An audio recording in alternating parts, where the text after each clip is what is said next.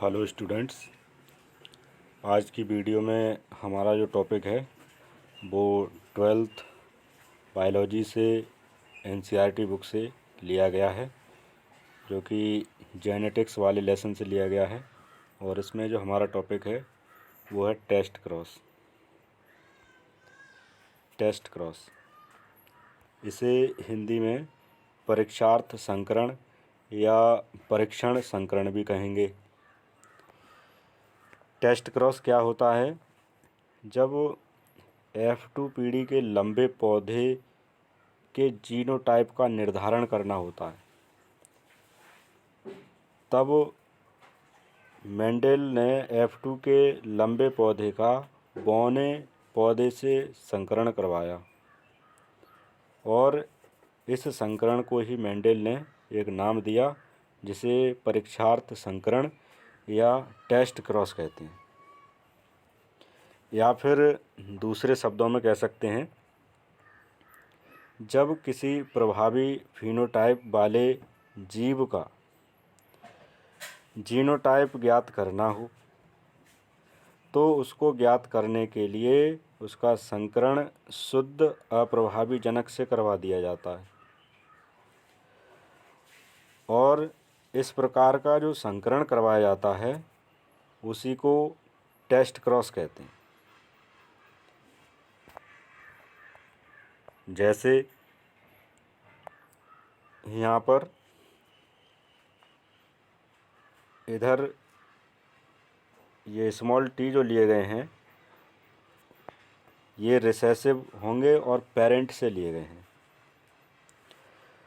अब यहाँ क्योंकि जिसका हमें जीनोटाइप निकालना है वो हमें ज्ञात नहीं है, पता नहीं है, लेकिन उसका फिनोटाइप पता है कि वो प्रभावी है, प्रभाव डाल रहा है।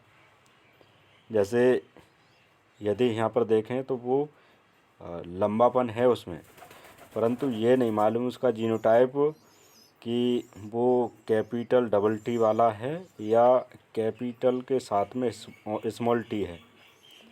तो इसी बात को जानने के लिए जो क्रॉस करवाया जाता है उसी को टेस्ट क्रॉस कहा जाता है। जैसे यहाँ पर पहली संभावना दिखाई गई है कि यदि ये प्रभावी फिनोटाइप का यदि जो जीनोटाइप ये मान लिया जाए कैपिटल टी और स्मॉल टी, अर्थात जब उसे हेटेरोजाइगस माना जाए, तब रिसेसिव पेरेंट के साथ में जब इसका क्रॉस करवाएंगे तो यहाँ पर जो इनसे प्राप्त होने वाली जो संतति होंगी वो 50% लंबी प्राप्त होंगी और 50% बौनी प्राप्त होंगी, 50% लॉन्ग एंड 50% ड्वार्फ। जैसे यहाँ पर जब ये कैपिटल टी इस स्मॉल टी से क्रॉस होगा तो कैपिटल और स्मॉल टी प्राप्त होंगे। क्योंकि कैपिटल टी स्मॉल टी पर प्रभावी है, इसलिए इसमें जो गुण आ जाएगा वो लंबेपन का आ जाएगा। ठीक ऐसे ही इस वाले में भी गुण लंबेपन का रहेगा। क्योंकि इधर दोनों ही स्मॉल टी हैं तो इनमें कोई प्रभावी लक्षण नहीं है, ये ठीक रिसेसिव की तरह हैं जैसे कि यहाँ पर है ये। तो ये दोनों ही कैसे रह जाएंगे? ड्वार्फ रह जाएंगे। अर्थात 4 में से 2 लंबे और 2 बौने प्राप्त होंगे। परसेंटेज के आधार पर 50% लंबे और 50% बौने पौधे प्राप्त होंगे। कब? यदि ये genotype capital T small T है तब। और दूसरी संभावना, यदि ये प्रभावी फिनोटाइप का जो जीनोटाइप है जो कि नहीं मालूम है, यदि ये होता है कैपिटल डबल टी होता है अर्थात होमोजाइगस होता है, तब इसका क्रॉस पेरेंट के रिसेसिव स्मॉल डबल टी से करवा दें, तब यहाँ पर जो संभावना बनेगी तो वो सभी के सभी एक जैसे प्राप्त होंगे। कैपिटल टी के साथ में स्मॉल टी वाले चारों के चारों लंबे प्राप्त होंगे, हाइब्रिड लंबे। अर्थात 100% जो यहाँ पर प्राप्ति होगी वो सभी लंबे पौधे वालों की प्राप्त होगी। तो इन संभावनाओं से निश्चित कर लिया जाता है कि जो प्रभावी जो फिनोटाइप है इसका जीनोटाइप क्या रहने वाला है। जैसे इतना तो मालूम है कि लक्षण देखने से पता चल रहा है कि वो लंबा है, पौधा जो प्राप्त हुआ वो लंबा है। लेकिन जीनोटाइप ज्ञात करने के लिए यदि अगली पीढ़ी में यदि वो 50% लंबापन और 50% बौनापन ला रहा है, तो उसका जो जीनोटाइप रहने वाला होगा वो कैपिटल टी के साथ में स्मॉल टी रहेगा।